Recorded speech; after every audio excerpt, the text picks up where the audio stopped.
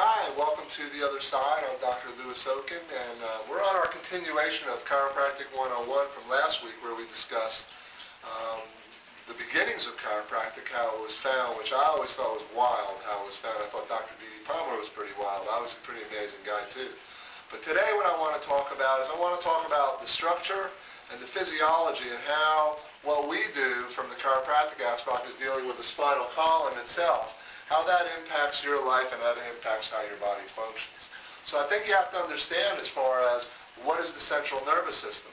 And the central nervous system is made up of two things. One is the brain and two is the spinal cord. So you have the brain connected to the spinal cord.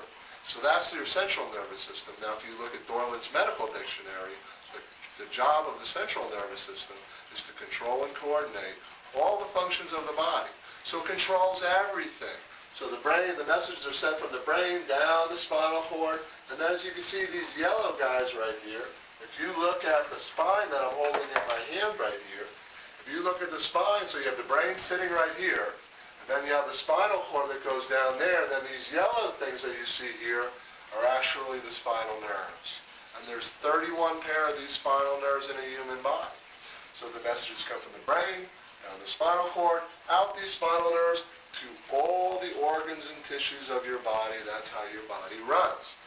Now, as a chiropractor, our job is to make sure this spine stays healthy, because what happens when the spine gets a misalignment, a very slight misalignment, what will happen is it'll put pressure on that nerve. And what it'll do is cause irritation to the nerve, it will cause inflammation within the joint, and it will increase muscle tone around it. So if you have a misalignment, if you could take a look at, here's a healthy motor unit. If I take this segment out right here, you have a motor unit. It's a vertebra above, and the vertebra are the bones between the spine. The vertebra up, the vertebra below, and then your disc in between. They're the shock absorbers. Now normally this joint should move really good, and the way that this disc gets its nourishment is through the movement of the joint. It pumps waste products out and healthy cellular fluids in. You can also see where this nerve exits right here. There's plenty of room for that nerve to get out of it. That hole's nice and big. Now, if you get misalignments and they stay there over time, what happens is that disc starts to degenerate. You start getting a thinning of the disc. And then what happens to the hole where the nerve exits? It gets smaller. You think there'll be more likelihood to have pressure on that nerve? Now we know through research that if you put pressure on the nerve, the amount of pressure a dime would have in my hand, you will decrease the nerve function by 60%. 60% less function out of that nerve going to wherever it goes. Your heart, your lungs, your liver, your kidneys, wherever it might go. Now if nothing is done at that point, it continues to degenerate. Now you start to see things like this. The disc is thinning more. Now the bone changes shape. This is called degenerative joint disease. It's a form of arthritis. We all know that word. Inflammation to the joint, degeneration of the joint. Look what's happening to the nerve. Look where that hole is in that nerve coming out of there compared to normal. Much decrease, much more likelihood that this nerve is going to be interfered with. If it's interfered with, that area that it's sending messages to just isn't going to be able to operate at its best. And then things start to fall apart. Things starts to break down slowly. And eventually, if nothing is done over many, many years, that joint fuses. You do not have any more disc. The area deteriorates to the point where it will fuse.